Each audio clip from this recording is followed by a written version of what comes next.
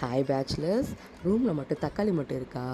நீங்கள் என்ன பண்ணுறது இதெல்லாம் முடிச்சுட்டிங்களா? இந்த தக்காளி சட்னியை ட்ரை பண்ணி பாருங்கள். அதுக்கப்புறம் இதை மட்டும்தான் செய்வீங்க. அதுக்கு தேவையான அளவு தக்காளி எடுத்துக்கோங்க. நான் ஒரு 4-5 தக்காளி எடுத்துருக்கேன். தேவையான அளவு உப்பு போட்டுக்கோங்க. வேணும்னா 2 காஞ்ச மிளகா போட்டுக்கோங்க. 4 பல்லு பூண்டை போட்டுக்கோங்க. இதை நல்லா அரைச்சிட்டு கடாயை எண்ணெய் ஊற்றி நல்லா எண்ணெய் சூடாயிட்ட பிறகு கடுகு போட்டு அது கடுகு பொரியணும். ஓகேவா? அப்புறம் கூட கருவேப்பிலை போட்டுக்கோங்க. இந்த அரைச்சி வச்சுருக்க விழுது அதில் ஊற்றிக்கிட்டு உங்களுக்கு எவ்வளோ காரம் வேணுமோ அவ்வளோ காரம் போட்டுட்டு நல்லா அந்த மிளகாத்தூள் கட்டி இல்லாமல் கிண்டிக்கணும். ஸோ தேவையான அளவு உப்பு போட்டுக்கணும். ஏன்னா நம்ம அரைக்கும் போது கொஞ்சம் உப்பு போட்டோம்.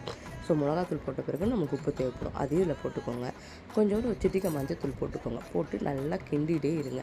நல்லா இந்த மாதிரி கொதிக்க ஆரம்பித்த பிறகு ஒரு 10 நிமிஷம் மூடி வைங்க. மூடி வச்சு நீங்கள் திறந்து பார்த்தீங்கன்னா நம்ம இட்லிக்கு தொட்டுக்கிற அளவுக்கு ஒரு பதம் கிடைக்கும். ஸோ அந்த பதம் இப்போ நீங்கள் இந்த ஸ்டேஜில் நீங்கள் இட்லியை தொட்டுக்கலாம். இட்லி பிசைஞ்சு சாப்பிட்டிங்கன்னா சும்மா அப்படி இருக்குங்க.